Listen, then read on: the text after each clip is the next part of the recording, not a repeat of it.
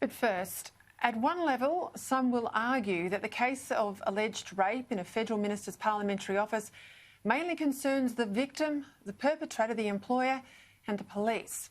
At another level, though, it's an incident that says a lot about how politicians as employers are out of step with the community.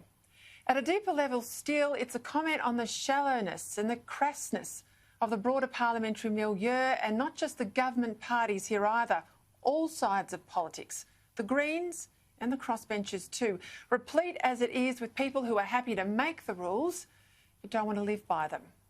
As a parliamentary staffer myself for much of my adult life, 16 years, eventually a Prime Minister's Chief of Staff, I never bought the idea of work hard, play hard.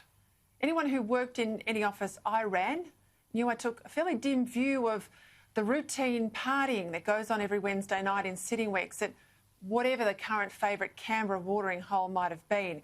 I always used to say to staff, go out for dinner by all means, but don't get a name for being a barfly or a gossip, because that stuff ends up dogging you in this building.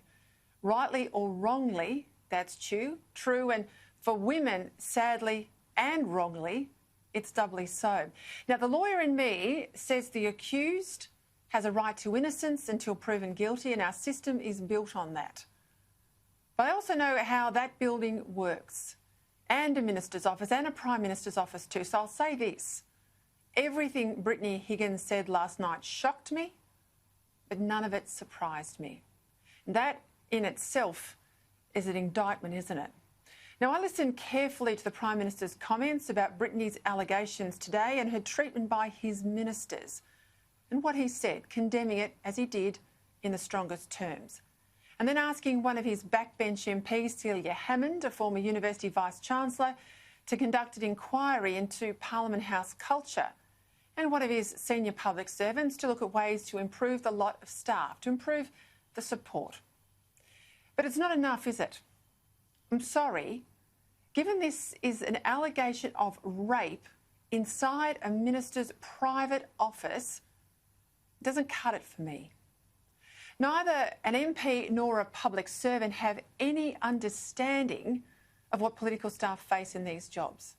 MPs, whatever their behaviour, look at Craig Thompson and the prostitutes, whatever MPs do, they're basically untouchable, because in the end, only the voter at an election can remove them.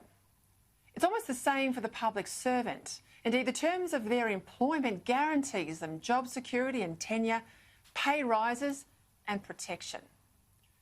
Not so for political staff. The difference here is that, unlike the MP and the public servant, political staff are expendable. They have no security in their job. They can be pretty much sacked summarily without cause. And you'll say, what about unfair dismissal laws? Well, let me tell you, you can drive a truck through them when it comes to political staff, and MPs do, with a bit of an office restructure and a payout to make the matter all go away. Now, a public servant is employed under the Public Service Act, and political staff, well, they're employed under something altogether different, the Ministerial and Parliamentary Staff Act. And any inquiry that doesn't look at this honestly, PM, is not an inquiry worthy of the name. It's also important to recognise that parliamentary staff are often ambitious as well as idealistic. They want to get ahead. They perhaps want to run for Parliament themselves one day. Indeed, the Parliament is full of them. They understand that complaining about anything, even something as serious as sexual assault, goes against the grain, when the last thing you want to be known about that building is as a troublemaker. And that's how some will see these allegations. But that stinks. I know, I've been there too as a young female staffer. Nothing as serious as these allegations, but by God, I wish the 26-year-old me had known how to stand up for myself, as my 40-year-old self learnt to do. Now, it's true there are already some processes in place to deal with complaints in staffing ranks, but as Brittany Higgins found out, it's not a very effective system. It's a system better set up to deal with less severe claims than rape. As I said, very few staff have confidence that the current complaint system respects their basic right to both due process and confidentiality. And confidentiality matters a great deal inside a building that's renowned for the politicos and the media horse-trading gossip. One of the other issues here that needs to be addressed is the absence of mid-career women in the staffing ranks, women in their 30s and 40s, who have the ability to mentor and speak up more than women in these junior roles have. We're missing these more senior women in political offices because the job's hard enough without having to juggle family life, making all of it nearly impossible. We often hear MPs say that, don't we? But it's okay for them in the end because the MP is the boss and taxpayers have built them a childcare centre at Parliament House and they get help to fly their family around. Spare a thought for the staffer. That's why the place is full of young women like Brittany or women like me without children. And that doesn't foster policy development, does it, that reflects how the world really is outside the Canberra bubble if women, mature women, women in their 30s, 40s and 50s are absent from the debate. I always felt it was an important part of my role in opposition and government to really build up the number of women in these senior staff jobs. And that happened, I'm proud to say, both in terms of the senior women in the then Prime Minister's office and the fact that we got to 50% in terms of female chiefs of staff. No quota, absolutely on merit.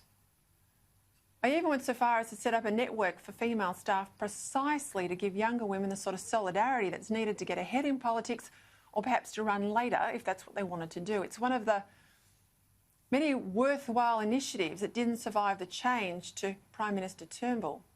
It's never been revived. Perhaps that's something Scott Morrison might now want to pick up. But as important as all of this is and was in itself, it isn't enough, is it? I mean, these allegations occurred in an office where the Minister and the Chief of Staff were women. Women in positions of authority are not enough if they don't act with that authority.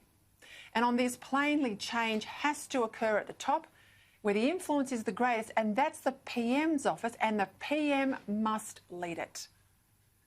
Saying as he did today that he didn't know about this allegation of rape until the past 24 hours is damning. His office did know, says Brittany Higgins, but he says they didn't. Brittany Higgins says that the Prime Minister's Principal Secretary was aware that she had been sexually assaulted in the Defence Minister's office soon after the reported assault in March 2019. When and how did the Prime Minister first become aware of the reported sexual assault of Brittany Higgins? As I said this morning, I became aware of the alleged sexual assault at about 8:30 yesterday morning. That is true. That is when I became aware of it, Mr Speaker, and the first that my office became aware of an alleged sexual assault, I'm advised, was on the 5th of April of this year. Sorry. No, the 12th, I'm sorry, I've misread that, apologies. The 12th of February 2021. Nor, he says, did the PM's Defence Minister tell him or his office. Brittany Higgins was reportedly sexually assaulted in the Defence Minister's office almost 2 years ago. The Prime Minister said just here that his office was not informed about this until just weeks ago. Is it acceptable that the Defence Minister was aware that a reported serious crime had been committed in her office but did not inform the Prime Minister or his office? The Prime Minister has the call, Mr Speaker, and it shouldn't happen again. It's no wonder there's a sense amongst staff, especially female staff, on the left, on the right and all across the crossbench, that the system is stacked against them if an allegation as serious as this is not serious enough for the PM to be informed. Now, there's just no way I would have kept a similar allegation from my boss, nor am I ever aware of a minister keeping this sort of allegation from a Prime Minister or his office. But if that's what happened here, then for God's sake, Scott Morrison, the system must change. Political parties that routinely complain about women not wanting to enter public life Well, they have their answer, don't they? Enough is enough.